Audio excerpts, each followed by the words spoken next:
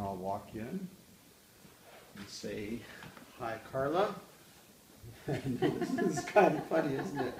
But we're doing this as the first live recording for the Jewish Radio Hour, the Jewish Post and News, and a variety of other media. Okay. Anyway, what I wanted to do was start asking you about how did you first get the idea for Music and Mavens? Well, the campus had opened, I think it was 1997 or 1998. 97. Was yeah. it 97? Okay. So the campus had just opened, and a lot of people were telling me that they would like something to be going on in the afternoon at the Rady Jewish Community Center other than fitness activities. And I had just finished working with a number of different arts and cultural organizations, and I thought, well, perhaps it would be a great idea to launch something that would be a high caliber music series with a component of a speaker component.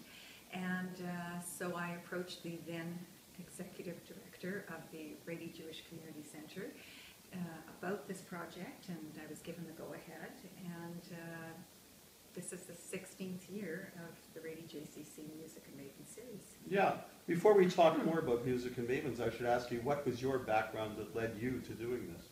Okay, well, I've worked in the arts forever.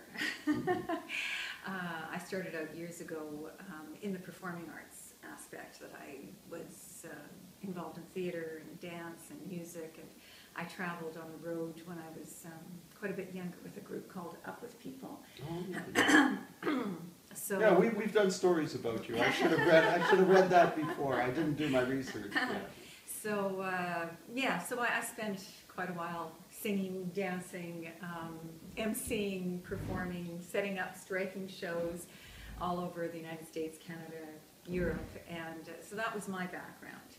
And then I got into more of the producing aspects, and I had worked with a number of different arts groups in Winnipeg. I'd worked at Manitoba Theatre Centre, the Winnipeg Singers, Prairie Theatre Exchange, and in amongst that had several children. So I was looking to do something where I was a little bit more in control of my own time. And we had just moved into Tuxedo, and the Asper Jewish Community Campus had just opened up. And so it seemed like a nice fit for me to transition into something where, to be honest, I began Music and Mavens with a little bit of a selfish perspective. I wanted to be home in time for my children when they came home from school. So I really, instead of working in the evenings at all the concerts and theaters that I had been working at in the past, I wanted something where I could work in the daytime and come home for 4 o'clock and be home for my children. So I began Music and Mavens really so it would coalesce with my own individual schedule, and it really took off because the idea was that people could be able to attend a concert or a lecture during the daytime and get home before dark. Yeah. So I realized that there were a lot of other people that wanted that schedule and were happy to be able to go somewhere in the middle of a cold winter afternoon, park easily at the Rady Jewish Community Center, and be able to get home before dark. I should ask you, a maven, that's a male raven, isn't it? A maven, Bernie, is anybody who knows a lot about something. Yes. Actually, my audience are mavens. It's Yiddish word. It is Yiddish. It is Yiddish. And it actually Yiddish. comes originally from the Hebrew lehavim, to understand. Oh, me'evin. Mavin. Okay. Yes. Well, this is a bilingual program, I think. Might be trilingual. Well, Music and Mavens. Is it you came up with the name, I assume? Well, actually, I have to give credit where credit is due. The first year when I began Music and Mavens, I worked with Harry Strub, who is the artistic director of the Virtuosi Concert Series. Mm-hmm.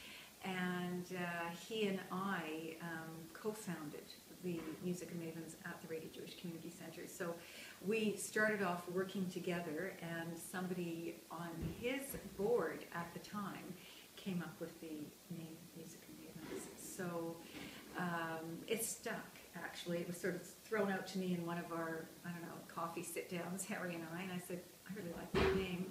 And so it stuck. And over the years, it just has grown. And since then, Harry was involved at the beginning, and since then, you know, I still consult with Harry, and we're very good friends, but the program has really become solely a Rady Jewish Community Center program. So let's talk about some of the programs you've had. Do you have any idea how many programs you've actually put on? It must be several hundreds by now. Okay, well, I'm entering my 16th year, and I run approximately 20 events per season. So 16 300, times 20. yeah, 300 already. Yeah. I mean, sometimes there's more, sometimes it's been 18, but roughly approximately 20 events a season. Mm-hmm. And I try to run it from January, February, and March. Sometimes I'll start later in January, sometimes earlier in January. I always finish before Pesach, because I just find that to come back after Pesach, everybody's kind of lost their oomph. Mm-hmm. And I really gear the programs for people who do not have the opportunity to get out of Winnipeg in the winter, are looking for something culturally stimulating to do during the daytime. There are a multitude of events going on in the evenings in Winnipeg. We've got such a culturally rich city, but in the daytime it's a little harder to find events that are really of a high caliber without having to drive downtown and that give you free parking. So there's a lot of benefits that come with the location, the venue, the presenting organization of the Rady Jewish Community Center. What about the choice of people who participate? It's such an eclectic mix. Do you come up with the names yourself, or are they suggested to you? I have to admit that it is a one-man operation. Now, I shouldn't say a one-man operation, because the Rady Jewish Community Center is a huge support, and as far as the administrative elements, I could not function without all the wonderful people at the Rady Center who make it happen. But as far as the artistic selection process, I have musicians who send me CDs all year long. And when I go out to different musical events, I'm always scouting, I guess, looking to see if there's something I can put together. And my mandate is to expose the wonderful Winnipeg musicians to our audiences. I feel proud that a lot of times people will have heard a musician for the first time at Music Mavens and then say, well, I heard them soloing with the Winnipeg Symphony Orchestra after that, but I first was exposed to them at Music Mavens. So I do try to find the rising stars in the community and give them exposure to our audiences. But when you say people send you CDs, is it because your name has spread because of this? I think so, yes. That I've had so many people presented on Music at Mavens and coordinated so many events with local musicians that I have a very good feel for the local. Off the top, are there any who have gone on to real stardom that you can think of? Well, there are some that are stars before they even come to me, so I do present performances with members of the Winnipeg Symphony Orchestra and very high caliber professional musicians. So that would be hard to say that whether there are some that have their first presentation at Music Mavens or not. But yes, I can think of a few in my head. Are there any who have gone on the way down, and this is really reaching bottom for them? No, I'm just kidding. No, there are none that have gone on the way down. But you know, there are a number that I try to vary. I try to select those that are known names, people who are musicians with the Winnipeg Symphony Orchestra, or people who are very accomplished jazz musicians. What about speakers, though? Speakers, I usually select from University of Winnipeg or University of Manitoba professors, so that there would be an element of education. And snob appeal. Well, it's kind of like an adult education. What about postmen? Or former postmen? Yeah. Yes, Bernie, you have spoken on Music. That's right, I did, about the Crocus Fund. That's right, yeah, that's right. Not as a postman, but as, yes, you know, I usually what I do is I come up with a topic that I think that people would feel interested in hearing more about, and then I approach the person that I think is the most knowledgeable in that area, and sometimes a little bit controversial.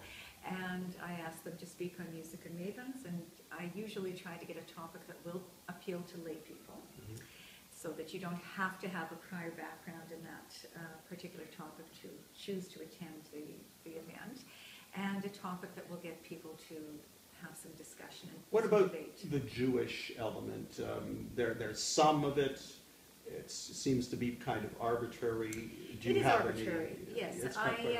I try to present Music and Mavens as a series with enough diversity that it can appeal to all.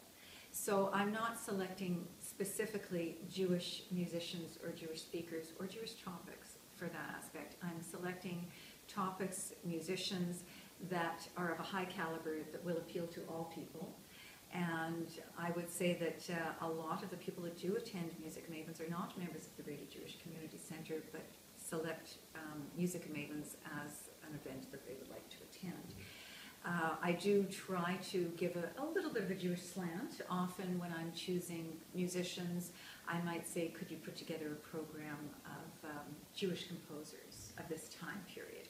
So I will throw that in, but it's not a Jewish program per se.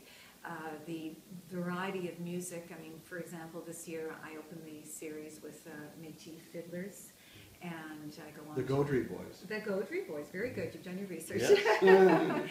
and they're a really interesting group of family, of brothers, who are from Saint Laurent, Manitoba, so they're outside of Winnipeg, and they've performed at they performed in Washington, D.C. at the... And they'll be on January 13th at 2 They're p.m. on Oh, no, January 14th. Yes, Yes, the opening day of Music and Mavens is January 14th at 2 o'clock p.m. at the Brady JCC. In the Bernie Theatre. In the Bernie Theatre. All the concerts take place in the Bernie. The speakers I tend to do in a smaller, more intimate space because I like to serve coffee and tea and cookies during the talk, so that I think it's a little bit more enticing for dialogue when you're not up on a podium, that you can actually be seated and around a round table, and it encourages discussion a little bit more when there's that informal environment. The concerts all take place in the Bernie Theatre. Let's just switch gears for a moment. You're still the president of the Jewish National Fund. Is it what, Manitoba, Saskatchewan region? Is that it? Yes, I am, Bernie. Okay. So I know you wear many hats, Karla. I also know that this past summer, were you still the host at the Shalom Square? Or you weren't? Yes, I did. I did MC for Folklorama. How many years have you been doing that? Well, they keep on asking me. I think that this might be my 6th year, 5 or 6 years anyhow. I started actually because my children were ambassadors, and I felt that it would be nice, since they were involved in the Folklorama Pavilion, to also be present. So first one son was an ambassador for Folklorama, and then another son was an ambassador for Folklorama. So I began that way when I had been asked to MC, and then after the children stopped being as involved, I was continuing to be asked, and I enjoy it. It's lots of fun, and you get a really diverse audience out there, so I'm able to have a lot of fun on the stage with the audience. Okay, one final question. Your name is Karla Berbrayer. Wouldn't it be catchier if it were Karla Kraut? No, I'm the only Berbrayer in the province of Manitoba, Bernie. Okay. So you learn my name once and you don't forget it. Okay. But yes, all of my children and my husband are Krauts. Yes. Okay. All right, that's it. Okay. Thanks very much. Okay, thanks.